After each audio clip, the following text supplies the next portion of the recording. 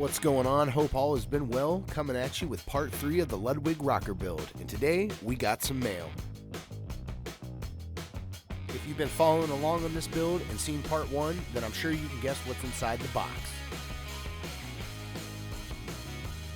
I've been waiting for you.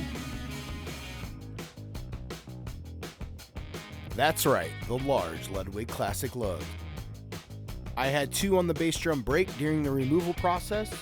With no spares on hand, I jumped on Drum Factory Direct to order a couple. And when you order these, you get all the fixins.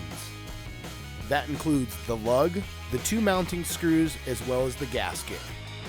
Which reminds me I should probably get gaskets for everything else, right? Anyways, after a quick cleanup, it's on to replacing the lugs from the toms that had also broken during the removal process.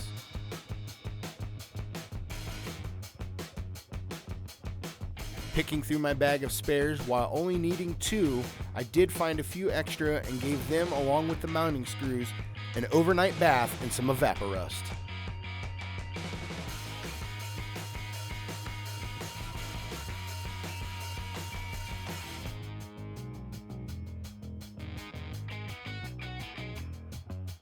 And while the lugs were soaking, I figured I'd turn my attention to removing the bass drum spurs that had come on the kit when I had originally got it.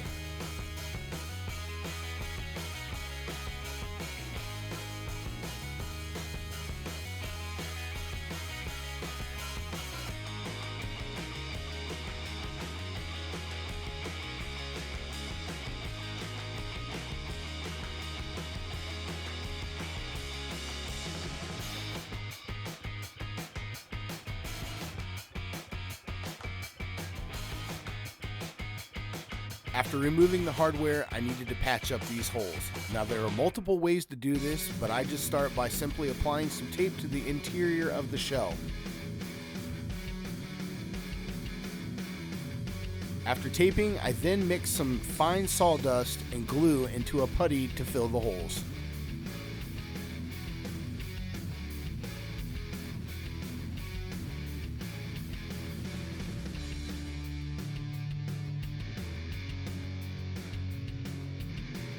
Making sure to pack the holes tight, I then let it dry overnight before applying a second batch.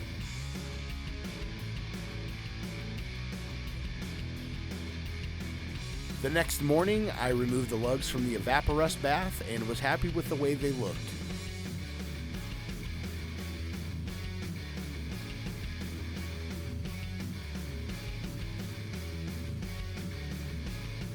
After wiping them off, I let them dry really good, and I'll eventually polish them up before reapplying them to the kit. Onto the shells, and while drinking my morning coffee, I really stopped and got a good look at the seam lines and how horrible the paint finish was on this kit, and how I would hate to have to redo them from scratch. So then at this point, I had reached out to a friend I had met online in a drum group, who is also the drummer for the band Trash Devils out of Glasgow, Kentucky, if I'm saying that right, and he turned me on to DFP Company out of Australia. After scouring the website and deciding on a wrap that I seemed fit for this kit, I decided to order it. Which is where I will end this video. In real time, I'm 3 days in on waiting for the wrap. By the time you are watching this video, I will have hopefully gotten the wrap and begun the work on installing it. This is a far from perfect kit, but has been a staple sound in my collection over the years, where it will remain for the years to come. I'm just grateful to finally have the opportunity to fix them up in a more proper way once and for all, like I had originally intended on when I first got them. With that being said, until next time, drums, drums, drums. Here's a hint at the wrap I decided on. Thanks for watching. See you in part 4.